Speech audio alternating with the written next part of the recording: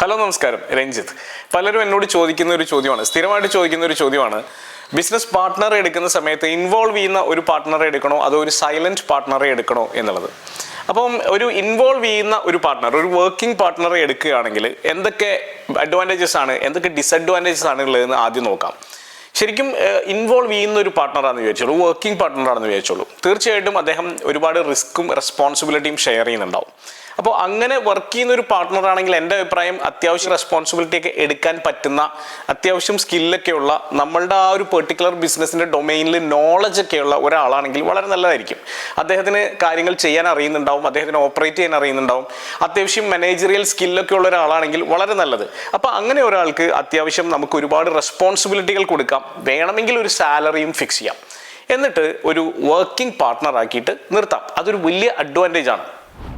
ഇതിൻ്റെ ഒപ്പം തന്നെ അദ്ദേഹത്തിന് ചിലപ്പോൾ വലിയൊരു നെറ്റ്വർക്ക് ഉണ്ടാവും. ഇപ്പം നമ്മൾ വേറൊരു മേഖലയിലായിരുന്നിട്ടുണ്ടാവും, ചിലപ്പോൾ ഇത്ര നാൾ വർക്ക് ചെയ്തിട്ടുണ്ടാവും, അദ്ദേഹത്തിൻ്റെ ഫ്രണ്ട് സർക്കിൾ ചിലപ്പോൾ ഡിഫറൻ്റ് ആയിരിക്കും, അദ്ദേഹത്തിന് വലിയ നെറ്റ്വർക്ക് ഉണ്ടാവും. അപ്പം നമ്മുടെ ബിസിനസ്സിൻ്റെ മാർക്കറ്റിങ്ങിന് അദ്ദേഹത്തിൻ്റെ നെറ്റ്വർക്ക് ഒരുപാട് സഹായിക്കും. മാർക്കറ്റിങ്ങിന് മാത്രമല്ല, ടോട്ടലി ബിസിനസ്സിൻ്റെ ഗ്രോത്തിന് അദ്ദേഹത്തിൻ്റെ നെറ്റ്വർക്ക്, നമ്മളുടെ നെറ്റ്വർക്കിൻ്റെ ഒപ്പം തന്നെ അദ്ദേഹത്തിൻ്റെ നെറ്റ്വർക്ക് കൂടി നമുക്ക് ഉപയോഗിക്കാൻ പറ്റും, നല്ലൊരു പാർട്ട്ണർ അദ്ദേഹം ശരിക്കും ഇൻവോൾവ് ആണെങ്കിൽ.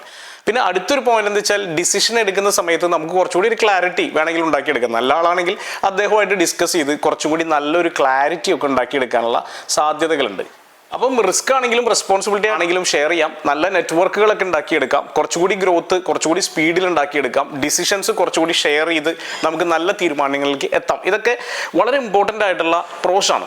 അതേസമയം ഇതിന് കുറച്ച് ഡിസഡ്വാൻറ്റേജസ് ഉണ്ട്. ഡിസഡ്വാൻറ്റേജ് എന്ന് പറഞ്ഞാൽ, നല്ല ഒരു കെമിസ്ട്രി ഉള്ള ആളല്ലെങ്കിൽ ഇടയ്ക്കിടയ്ക്ക് ഫ്രിക്ഷൻസ് ഉണ്ടാവും. അപ്പോൾ അതൊരു സുഖം ഉണ്ടാവില്ല. നമ്മളൊരു ബിസിനസ് തുടങ്ങി നമ്മളുടേതായിട്ടുള്ള രീതിയിൽ ഇത് കൊണ്ടുപോകാനൊക്കെയാണല്ലോ, അത്യാവശ്യം ഫ്രീഡം ഒക്കെ വേണം.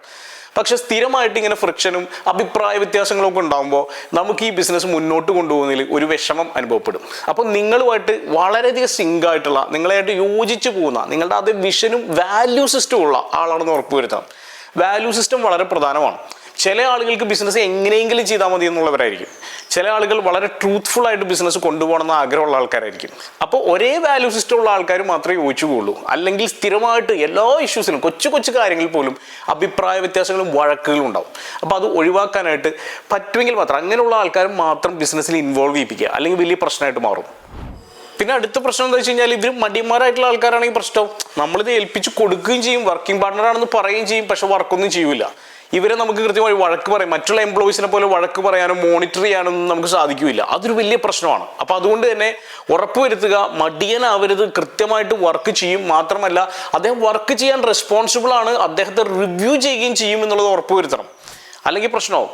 പിന്നെ ഉറപ്പായിട്ടും ഒരു പാർട്ട്ണർ കൂടി നമ്മുടെ ബിസിനസ്സിൽ വരുമ്പോൾ പ്രോഫിറ്റബിലിറ്റി അല്ലെങ്കിൽ പ്രോഫിറ്റ്സ് അദ്ദേഹത്തിന് കൂടി ഷെയർ ചെയ്യേണ്ടി വരും എന്നുള്ള കാര്യത്തിൽ സംശയമില്ല. സൈലന്റ് ആയിട്ടുള്ള പാർട്ട്ണർ ആകുമ്പോൾ ചിലപ്പോൾ ഇത്രയും പ്രോഫിറ്റ്സ് കൊടുക്കേണ്ടി വരില്ല, പക്ഷേ ഇൻവോൾവ് ആയിട്ടുള്ള വർക്കിംഗ് പാർട്ട്ണർ ആകുമ്പോൾ ചിലപ്പോൾ കുറച്ചുകൂടി പ്രോഫിറ്റ്സ് അദ്ദേഹത്തിന് കൊടുക്കേണ്ടി വരാൻ സാധ്യതയുണ്ട്. അപ്പോൾ ഇതൊക്കെ ചില ഡിസഡ്വാൻറ്റേജസ് ആണ്. പിന്നെ ഇനി അടുത്ത കാര്യം നോക്കാം, നമുക്ക് ഒരു സൈലന്റ് ആയിട്ടുള്ള പാർട്ട്ണറാണെന്ന് വിചാരിച്ചോളൂ. സൈലന്റ് പാർട്ട്ണറോട് മെച്ചം എന്താ വെച്ച് കഴിഞ്ഞാൽ, നിങ്ങൾക്ക് നിങ്ങളുടെ ബിസിനസ്സിൽ നല്ല കോൺഫിഡൻസ് ഉണ്ടെങ്കിൽ, നിങ്ങൾക്ക് ഇത് മാനേജ് ചെയ്യാം, ലീഡ് ചെയ്യാം എന്നുള്ള കോൺഫിഡൻസ് ഉണ്ടെങ്കിൽ, ഞാൻ ഉറപ്പായിട്ടും പറയും ഒരു സൈലന്റ് ആയിട്ടുള്ള പാർട്ട്ണറാണ് നല്ലത്. അദ്ദേഹം ഒരു ഇൻവെസ്റ്റർ എന്നുള്ള രീതിയിൽ നിന്നോളും, അദ്ദേഹം ആവശ്യമില്ലാത്ത കാര്യങ്ങളൊന്നും അന്വേഷിക്കില്ല. അദ്ദേഹത്തിന് പൈസ വലുതാക്കുക എന്നുള്ളത് മാത്രമാണ് ലക്ഷ്യം. അപ്പോൾ ആ ലക്ഷ്യം ശ്രദ്ധിക്കണേ, കാരണം അദ്ദേഹത്തിന് ആ പൈസ വലുതാക്കി കൊടുക്കേണ്ടത് നിങ്ങളുടെ ഉത്തരവാദിത്വമാണ്.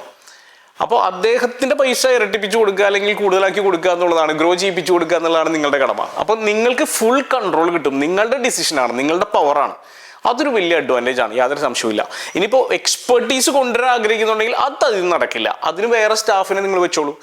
ഞാൻ എപ്പോഴും അഭിപ്രായം പറയുന്നത്, എൻ്റെ ഒരു പേഴ്സണൽ ഒപ്പീനിയൻ, സൈലൻ്റ് ആയിട്ടുള്ള ഇൻവെസ്റ്റർ ആണെങ്കിൽ കുറച്ചുകൂടി നല്ലതാണ്. കാരണം എന്താ വെച്ചാൽ എക്സ്പെർട്ടീസ് നമുക്ക് എവിടുന്ന് വേണമെങ്കിൽ കിട്ടും, കുറച്ചുകൂടി നല്ല എക്സ്പെർട്ടുകളെ നമുക്ക് കൊണ്ടുവരാം, കുറച്ച് പൈസ കൂടുതൽ കൊടുത്താലും കുഴപ്പമില്ല, നമ്മുടെ സ്റ്റാഫായിട്ട് നിൽക്കും. പക്ഷെ പാർട്ട്ണറാണ് നിങ്ങളുടെ എക്സ്പെർട്ടീസ് കൊണ്ടുവരുന്ന ആളെങ്കിൽ അവരുമായിട്ട് നിങ്ങൾക്ക് ഏതെങ്കിലും കാരണവശാൽ യോജിച്ചു പോകാൻ പറ്റുന്നില്ലെങ്കിൽ ആ ബിസിനസ്സിന് വലിയൊരു ചോദ്യചിഹ്നമായിട്ട് അത് മാറും. പിന്നെ അതുപോലെ തന്നെ ബിസിനസ്സിൻ്റെ ഫുൾ കൺട്രോള് കാര്യമായിട്ട് വേറെ പ്രശ്നങ്ങളൊന്നും ഇല്ലാതെ നിങ്ങൾക്ക് എടുക്കാൻ പറ്റുമെന്നുള്ളതാണ് സൈലന്റ് ഇൻവെസ്റ്റർ ആണെങ്കിലുള്ള മറ്റൊരു മെച്ചം. ഡിസിഷൻസ് പെട്ടെന്ന് എടുക്കാൻ പറ്റും എന്നുള്ളത്, മുമ്പത്തേനേക്കാളും എളുപ്പത്തിൽ ഡിസിഷൻസ് എടുക്കാൻ പറ്റും. കാരണം നമ്മൾ മാത്രം തീരുമാനിച്ചാൽ മതി, ഈ ഇൻവെസ്റ്ററോട് ചോദിക്കേണ്ട കാര്യമില്ല, കാരണം അദ്ദേഹം ഫുൾ പവർ നമുക്ക് വിട്ടു തന്നിട്ടുണ്ട്. അപ്പോൾ അതുകൊണ്ട് ഡിസിഷൻസ് വളരെ ഫാസ്റ്റർ ആയിരിക്കും. അപ്പോൾ ഇത് നല്ലൊരു അഡ്വാൻറ്റേജ് ആണ് സൈലന്റ് ആയിട്ടുള്ള ഇൻവെസ്റ്റർ മാത്രമാണെങ്കിൽ. ചില ഡിസഡ്വാൻറ്റേജസ് ഇല്ല എന്ന് പറയാൻ പറ്റില്ല. കാരണം എന്താ വെച്ചാൽ, ഇദ്ദേഹത്തിന് കാര്യമായിട്ടുള്ള ഇൻവോൾവ്മെന്റ് ഇല്ലെങ്കിൽ ഇദ്ദേഹത്തിന് ഇൻട്രസ്റ്റ് ചിലപ്പോൾ പോകാൻ സാധ്യതയുണ്ട്. അപ്പോൾ ഇൻട്രസ്റ്റ് പോവാതിരിക്കാനായിട്ട് അദ്ദേഹത്തിന് സ്ഥിരമായിട്ട് നല്ല റിട്ടേൺസ് കൊടുക്കാൻ നമുക്ക് ബാധ്യതയുണ്ടാവും. അപ്പോൾ അതിൻ്റെ ഒരു പ്രഷറും ചിലപ്പോൾ നമുക്ക് കിട്ടാൻ സാധ്യതയുണ്ട്. അതായത് നല്ല റിട്ടേൺസ് അദ്ദേഹത്തിന് കൊടുത്ത് നിർത്തണം, അദ്ദേഹം ഹാപ്പി ആയിട്ട് നിൽക്കണം, ഇതിൻ്റെയൊക്കെ പ്രഷർ നമുക്ക് വരും. അത് ഒബ്വിയസ്ലി എല്ലാ ബിസിനസ്സിനകത്തും പ്രഷർ ഉണ്ട് ആക്ച്വലി. ആ രീതിയിൽ തന്നെ അതിനെ എടുത്താൽ മതി എന്നാണ് എൻ്റെ അഭിപ്രായം. അടുത്തൊരു പോയിന്റ്, ട്രാൻസ്പെറൻ്റ് ആയിട്ടുള്ള റിപ്പോർട്ടിംഗ് വേണം. ശരിക്കും പറഞ്ഞാൽ വർക്കിംഗ് പാർട്ട്ണർ ഉണ്ടെങ്കിലും അത് ആവശ്യമാണ്.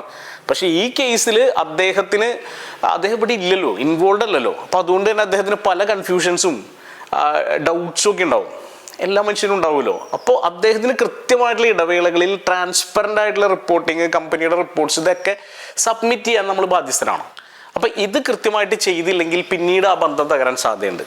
അപ്പോൾ സൈലന്റ് ഇൻവെസ്റ്റർ തീർച്ചയായിട്ടും നിങ്ങൾക്കിത് റൺ ചെയ്യാൻ കഴിവുണ്ട്, ലീഡർഷിപ്പ് ഉണ്ട് എന്ന് ഉറപ്പുണ്ടെങ്കിൽ സൈലന്റ് ഇൻവെസ്റ്റർ അടിപൊളിയാണ്. അതേസമയം നിങ്ങൾക്കിതിൻ്റെ എക്സ്പെർട്ടീസ് ഇല്ല, ആരെങ്കിലും കൂടെ ഉണ്ടാവണം, അയാൾക്കൊരു ചെറിയ പാർട്ണർഷിപ്പ് കൊടുത്തുകൊണ്ട് വർക്കിംഗ് പാർട്ണർ ആക്കാം എന്നുള്ളതാണ് നിങ്ങളുടെ തോന്നലെങ്കിൽ അങ്ങനെ ആയാലും കുഴപ്പമൊന്നുമില്ല. അപ്പോൾ ഇതിൽ ശരി തെറ്റ് എന്നൊന്നുമില്ല, നിങ്ങളുടെ സാഹചര്യങ്ങൾ അനുസരിച്ചാണ് തീരുമാനം എടുക്കേണ്ടത്. ഇതിൻ്റെ അഡ്വാൻറ്റേജസും ഡിസഡ്വാൻറ്റേജസും ഞാൻ പറഞ്ഞു തന്നു കഴിഞ്ഞു. ഇനി നിങ്ങൾ തീരുമാനം എടുത്തോളൂ. എന്തെങ്കിലും സംശയങ്ങളുണ്ടെങ്കിൽ തീർച്ചയായിട്ടും നിങ്ങൾക്ക് കമൻ്റായിട്ട് രേഖപ്പെടുത്താം. All the best.